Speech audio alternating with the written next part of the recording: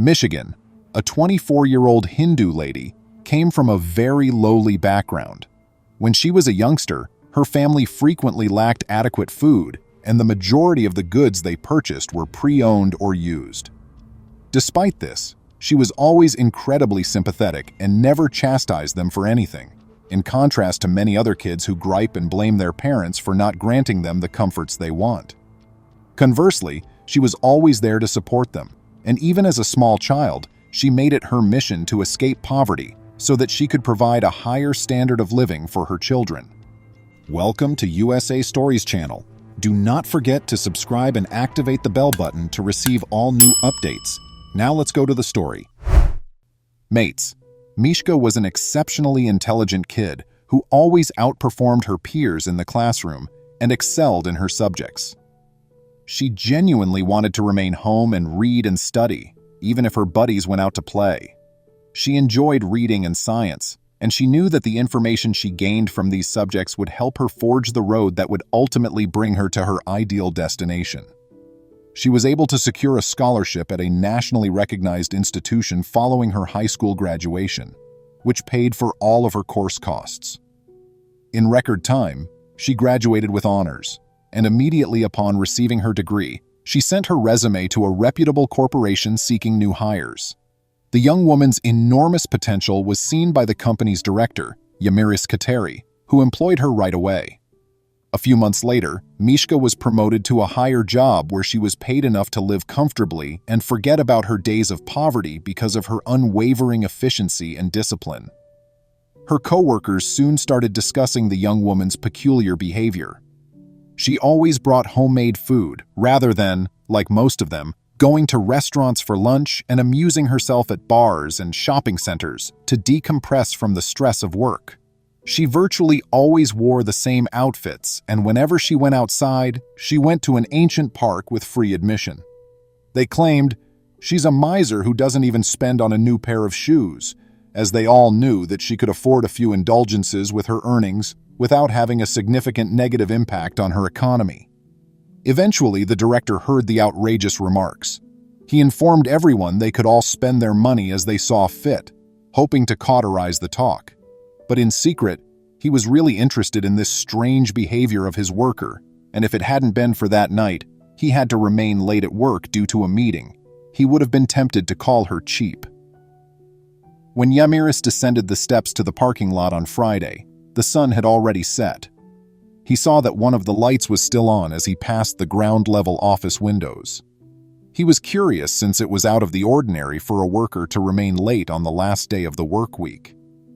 At that moment, he went to see who it was. The man screamed as he walked inside the office and almost passed out since there was just a kitchen knife and a little one that moved slightly under it on the desk. "Don't worry, sir. My name is Mishka, Yamiris," the young girl somberly stated. "I was using an electric stove to prepare every meal. I had not eaten all day, and by the time I arrived late today, I could not take the hunger any longer. I'm sorry. I'll make things right before I go, and I swear it won't happen again. Don't fire me, please." The director could have gone the entire day without eating, yet instead of going out to get food, she was there cooking in her office.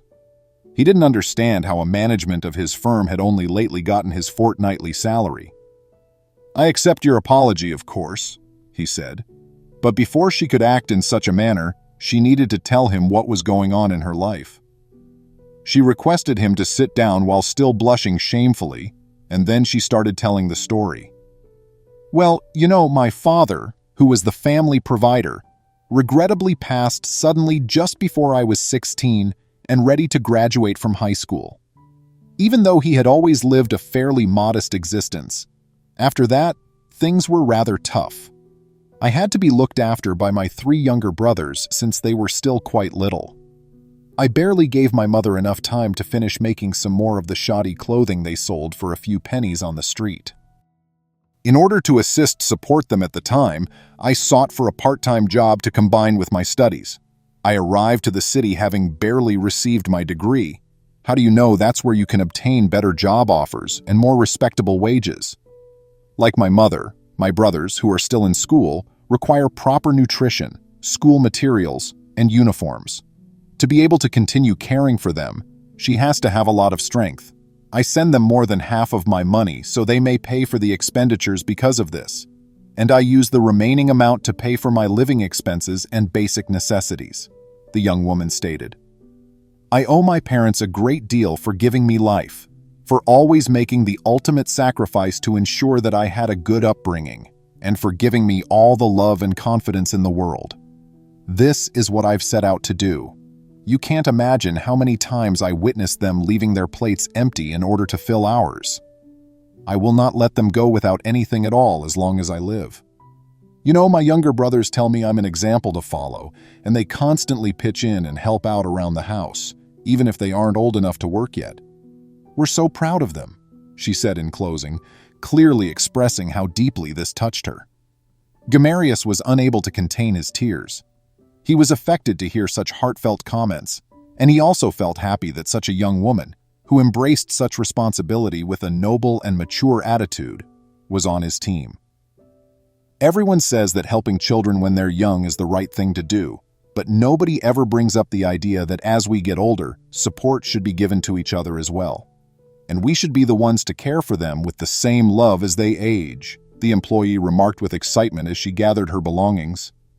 In addition to inviting her to dinner at a neighboring restaurant, the director reassured her that everything would be well. She was already kicking herself for accepting the offer, so she went with the least expensive option.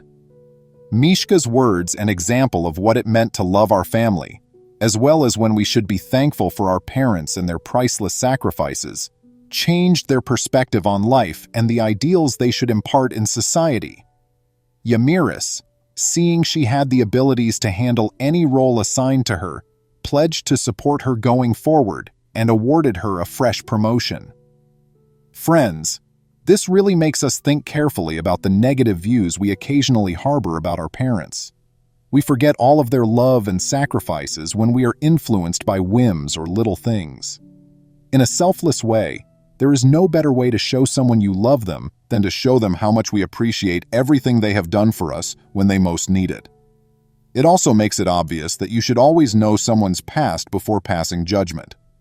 Everybody sails a distinct boat, even if we all appear to be crossing the same ocean. Many blessings and a huge hug. I appreciate you seeing. Would you kindly like and post the video on social media? We'll respond to you as soon as we can. Please remember to subscribe to our channel, give us a thumbs up, and turn on the notification bell so you won't miss any of our videos.